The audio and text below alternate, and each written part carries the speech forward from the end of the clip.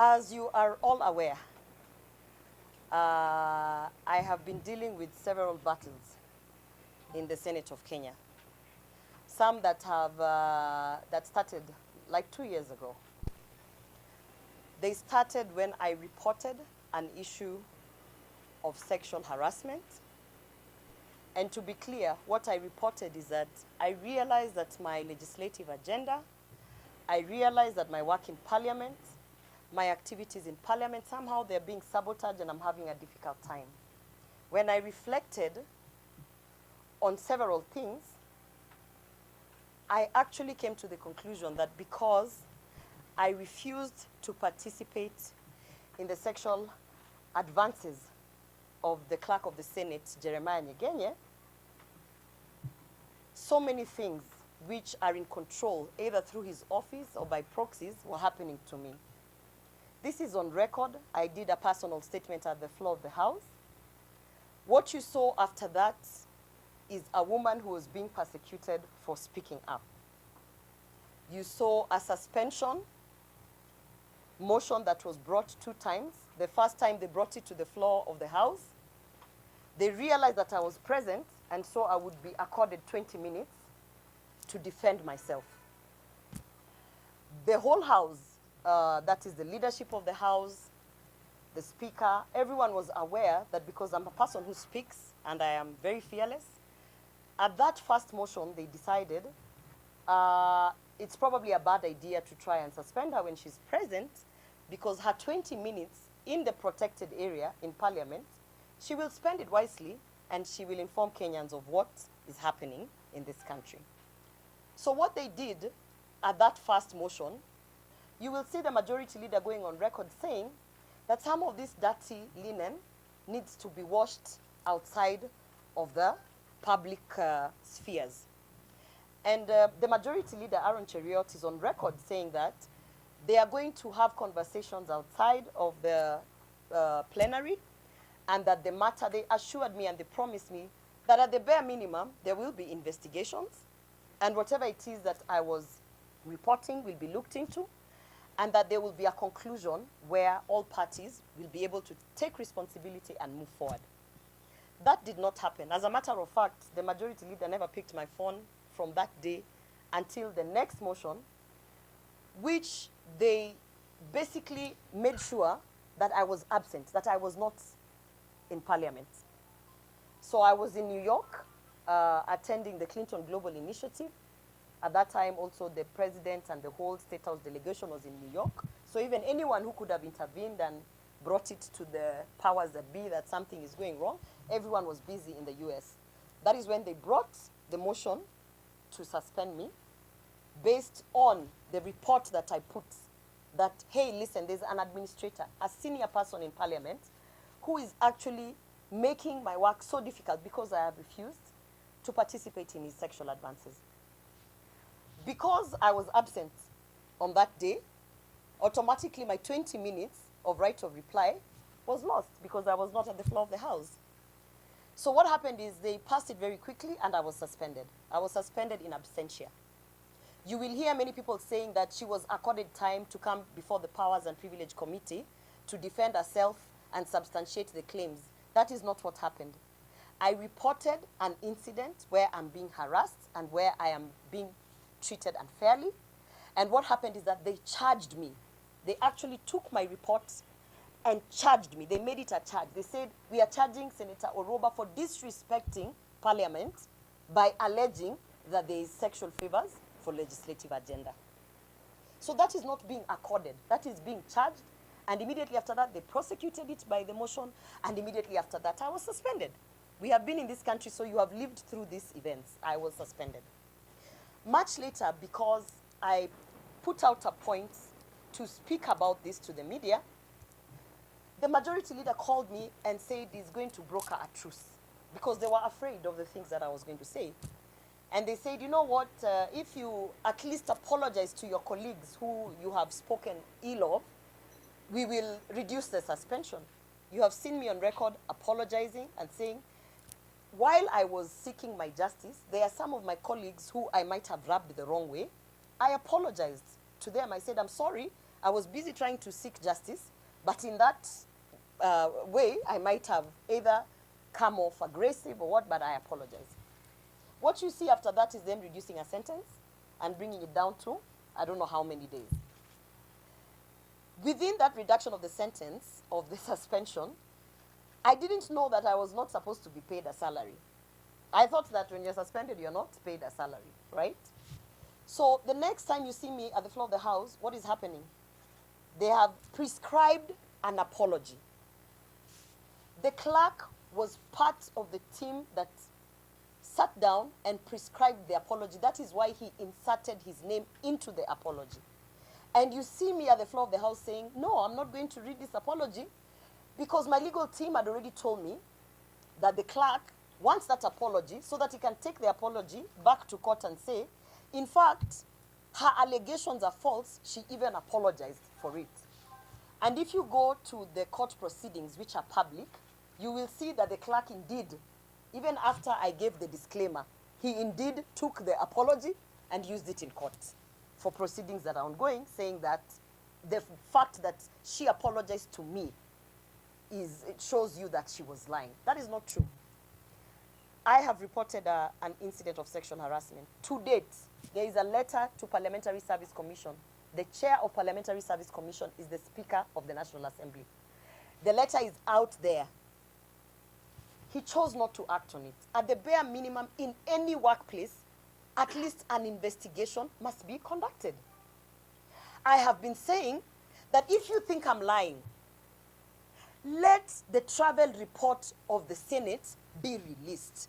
Because then you will see that at the point when United Nations invited me to Brussels to the 53rd Assembly, the clerk gave an advisory that there is no money, yet there are people who are sent to the same forum.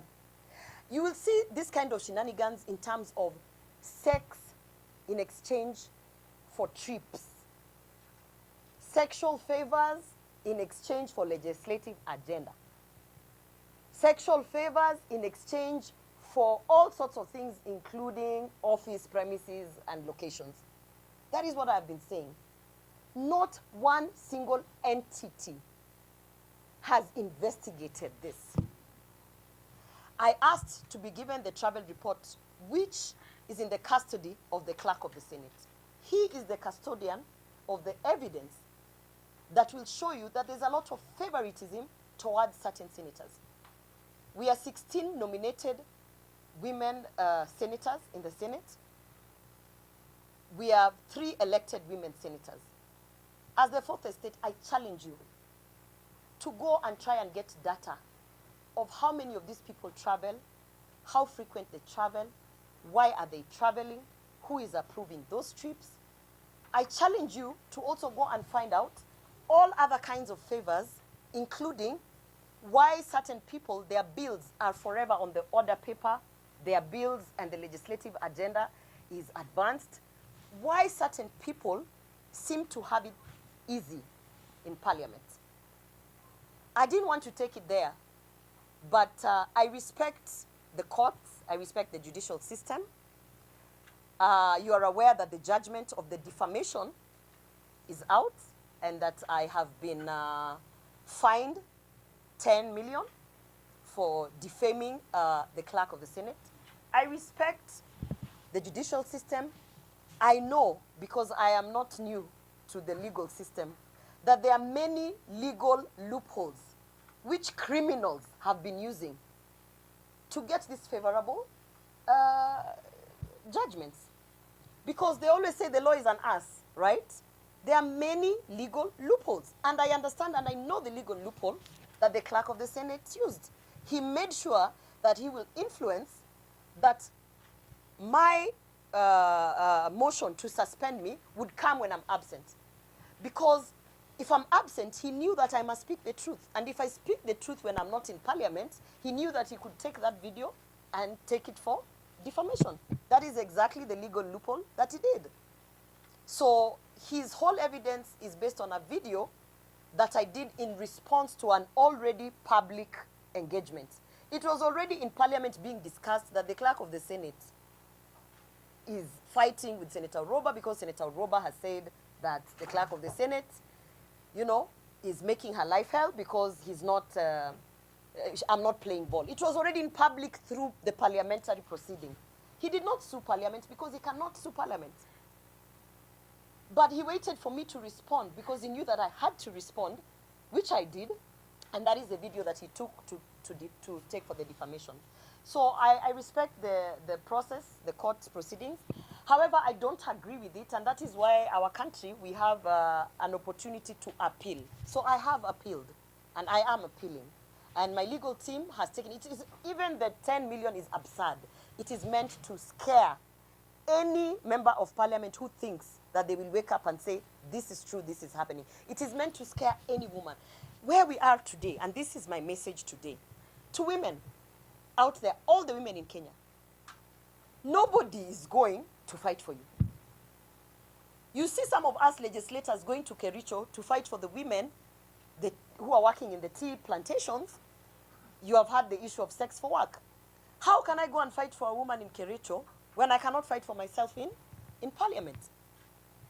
We all know very well the culture that has been bred in these spaces. It's not only in Kericho.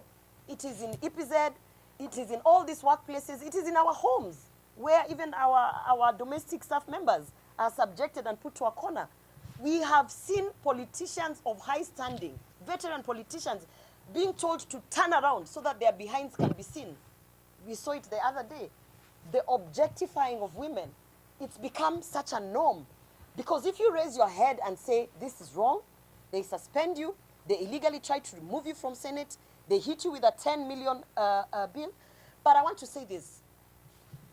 Wangari Maathai did not strip in Uhuru Park because it was easy, right? Nobody said it would be easy. There is a price to pay to end the culture of sexual harassment. And I'm willing to pay that price. And I'm willing to pick up that fight. And I'm willing and I'm ready. And if they thought that is what is going to silence me, that will not silence me, because I know there are staff members in parliament who are raped in that parliament. Staff members who work there. Any sexual engagement that is non-consensual, that someone has not put their consent, that they have been backed to a corner, like we have seen our politicians on the platforms being told turn around, and they feel the pressure because, you know, who is this person and everything. That is rape. And I'm telling you, it is happening in parliament, and I'm not going to be quiet. I will speak about it. I mean, what else can they take away? Where I'm standing, I have served a suspension for 6 months. Where I'm standing, I have not been paid my salary forever, you know? Where I'm standing, I don't know how many court cases because of speaking up. Where I'm standing, my own political party does not like the guts that I can stand up and say this is wrong. What else will you take away from me? I know that you're sending me all sorts of signals, telling people to come and tell me that they will finish me. I know that there's a threat to my life. But I also know that there are so many women who are counting on me to keep my head up and to keep speaking the truth in times where many people will be harassed, intimidated, jailed, and even their lives taken away. Innocent Kenyans being shot because they dared to go to the street to even demonstrate. I know that. So I want to say this to Jeremiah Nyegenye.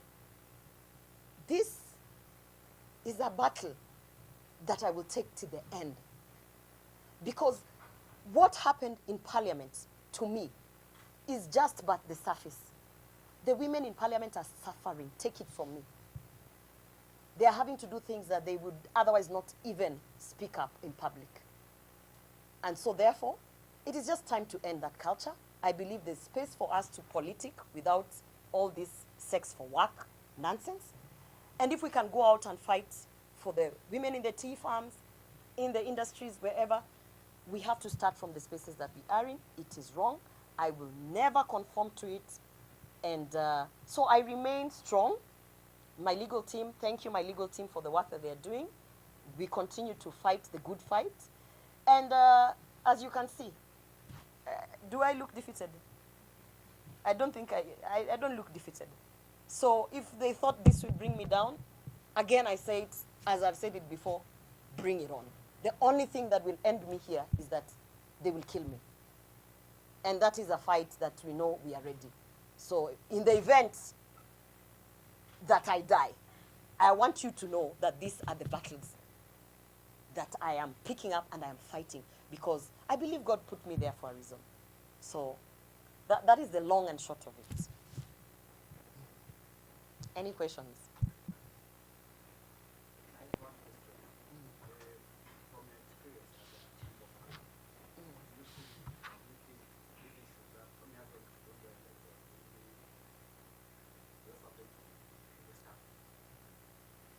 The issue of sexual harassment in Parliament is not limited to members of Parliament.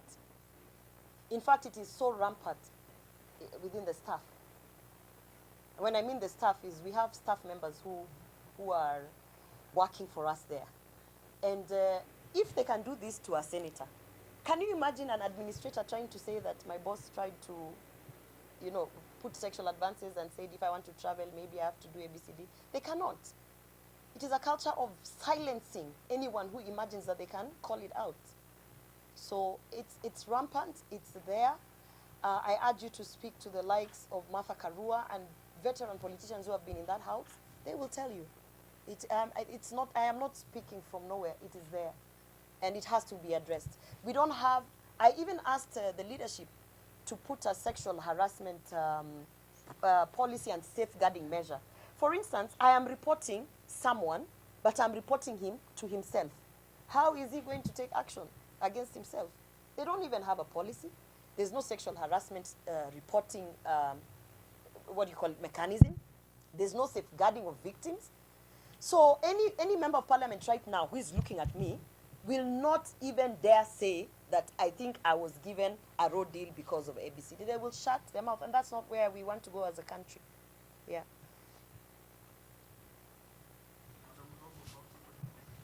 Yes.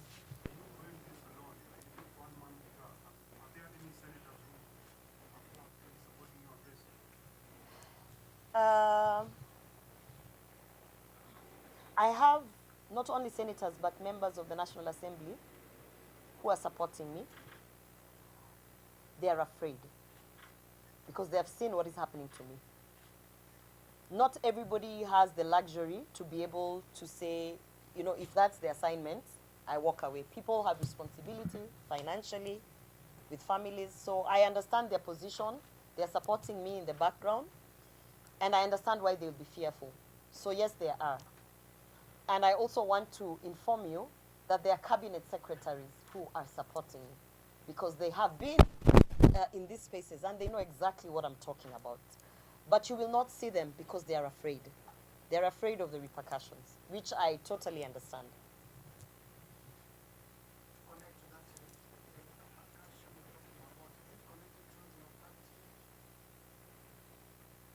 Yes, absolutely. Immediately the judgment came out. If you go online and look at the people pushing the narrative of where will she get 10 million to pay, it is the UDA party machinery. It is all political. And not only is it political, it's unfortunate that they would rather sacrifice the hundreds of women who are in parliament or in the spaces of leadership just so they can teach Senator Orwoba a lesson because they don't like people who speak out. But I am speaking out, and that's just who I am.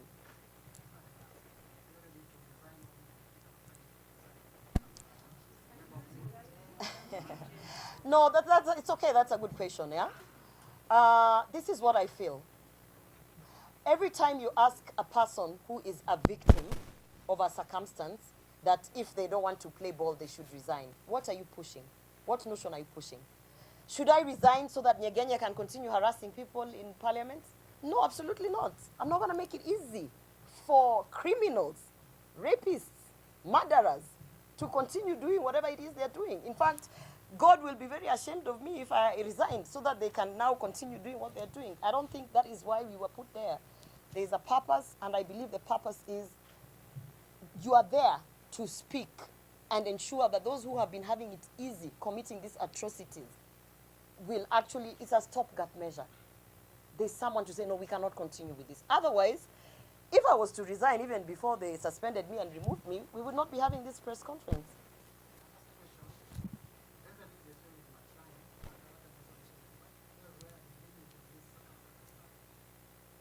Not really. Not really. It's part of it, but not really.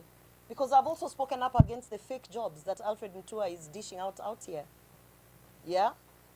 And you saw how they came at me, right? I don't want to be the person that says my security was taken away, but you should know my security was taken away when I was suspended, not even these other things. But I always say, like, I mean, we have been in this country without security. Who was Gloria Orwoba before they had 3 bodyguards? I was just here in town, walking around and doing my business. The only security we have is God. God is our security. And as I've said, I am willing, I am capable, and I am ready to fight the good fight. And the good fight for me now is I'm going to speak up against the things that have happened to me, that I know are happening to other people. And that's just the position that I am in right now. Yes, many.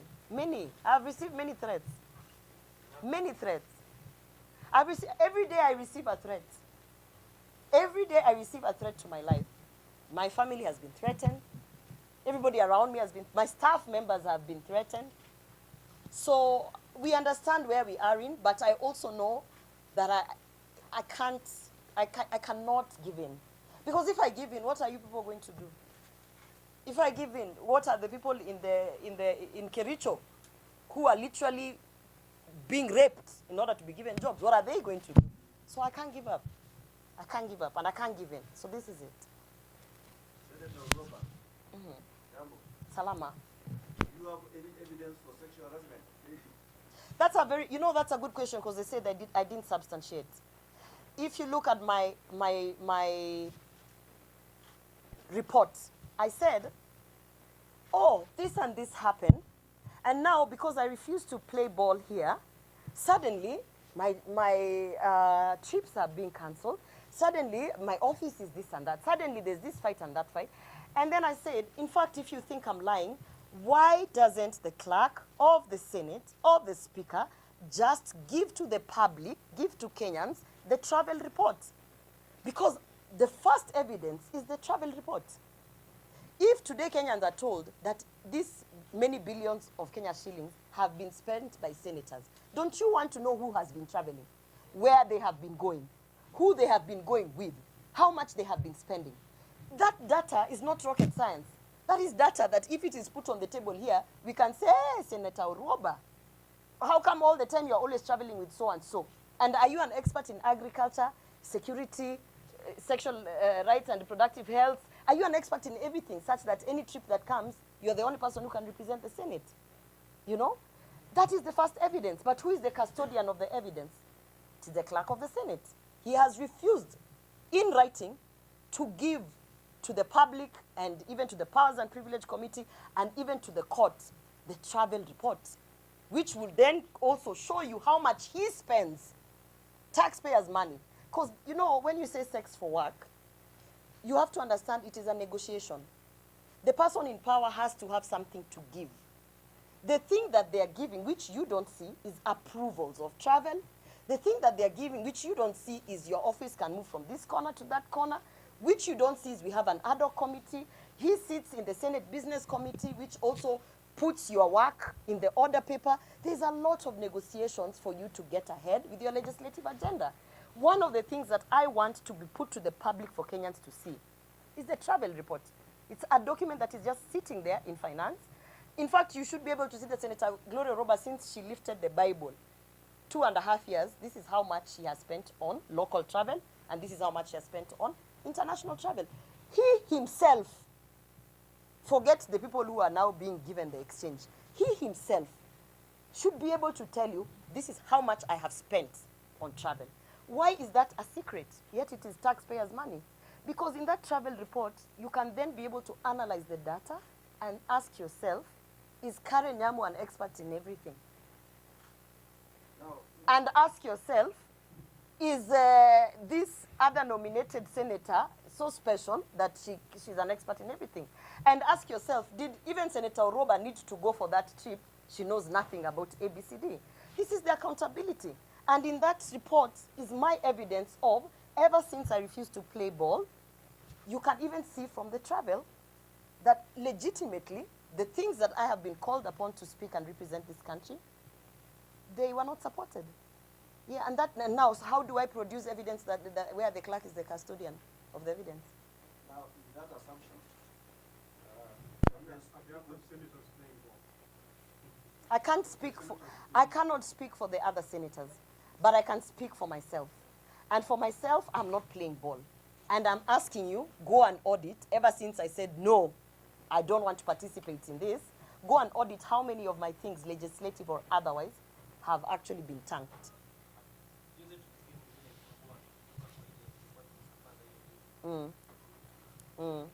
Isiyo ndio nimesema, ikifika mahali ambapo mpaka mwanasiasa kama yule Sabina Chege is not a first timer. Ikifika mahali kama yeye anapata hiyo pressure mpaka anaambiwa mbele ya watu pinduka na anajipata amepundika, unafaa ujiulize haswa ni nini hiyo inawafanya wanaogopa mpaka wanafanya vile vitu wanafanya.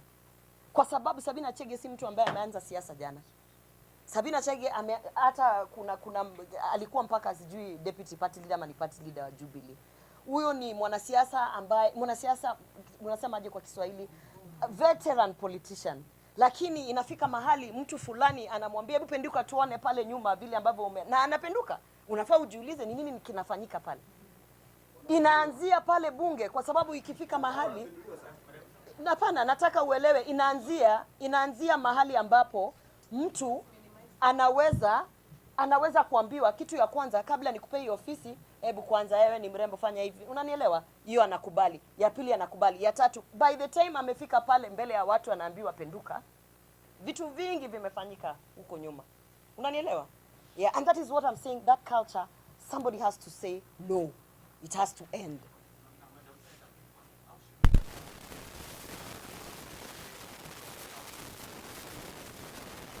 I gave 2 apologies. As I told you, the first apology, when the majority leader came to me and told me, we need this thing to come out from the public. There are some of your colleagues who felt when you are looking for justice, you didn't treat them well. My colleagues, meaning my senators, fellow senators. I said, I have no problem apologizing. There are some who actually I abused in a WhatsApp group because I was so mad. Why are you people not seeing what's happening? So in that moment, there are some who I abused. I apologized to them and said, I'm sorry. In my quest of seeking justice, I might have offended you, and I'm sorry. I can apologize any day for that. My second apology was a prescribed apology by the clerk of the Senate.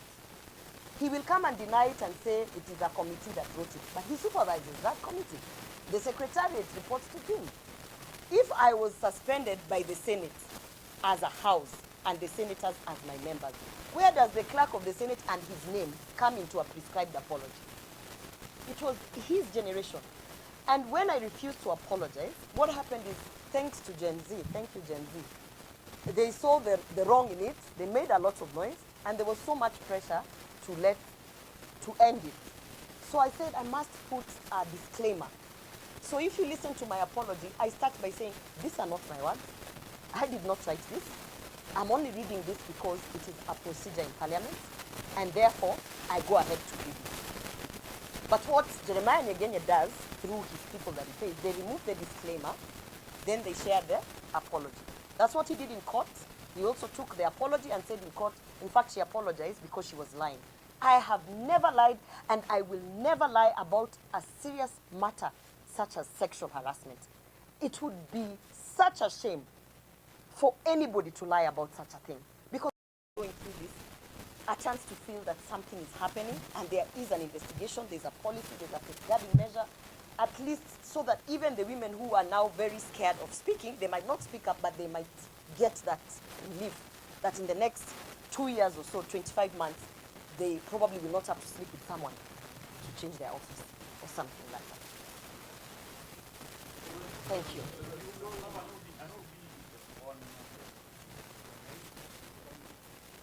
No, I don't have an OB. Because I've also been advised, the moment I go and take an OB, that is where it begins. I mean, you people have seen, there are people who have been arraigned for terrorist activities because of political persecution. Yeah? So, I mean, let's also be honest, in the context that we are living in, I am not going to subject my family, myself, I don't have an issue, but my family further to persecution. Yeah. Thank you.